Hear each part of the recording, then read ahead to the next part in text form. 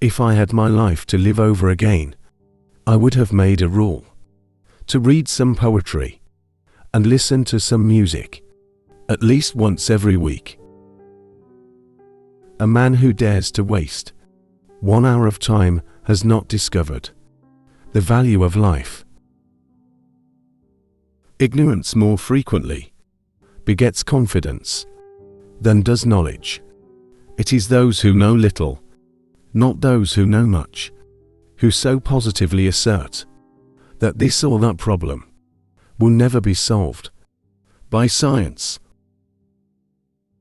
The love for all living creatures is the most noble attribute of man. If the misery of the poor be caused not by the laws of nature, but by our institutions, great is our sin.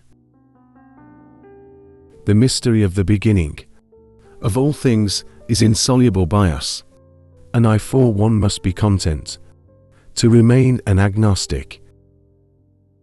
The highest possible stage in moral culture is when we recognize that we ought to control our thoughts. An American monkey, after getting drunk on brandy, would never touch it again, and thus is much wiser than most men. We stopped looking for monsters under our bed when we realized that they were inside us.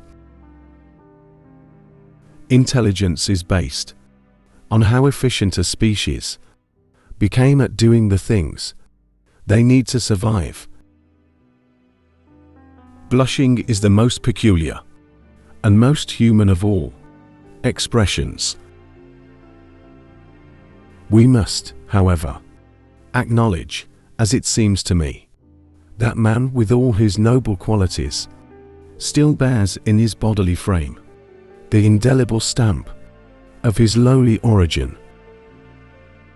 One general law leading to the advancement of all organic beings, namely, multiply, vary, let the strongest live and the weakest die. Besides love and sympathy, animals exhibit other qualities connected with the social instincts, which in us would be called moral. In the long history of humankind, and animal kind, too, those who learned to collaborate and improvise most effectively have prevailed.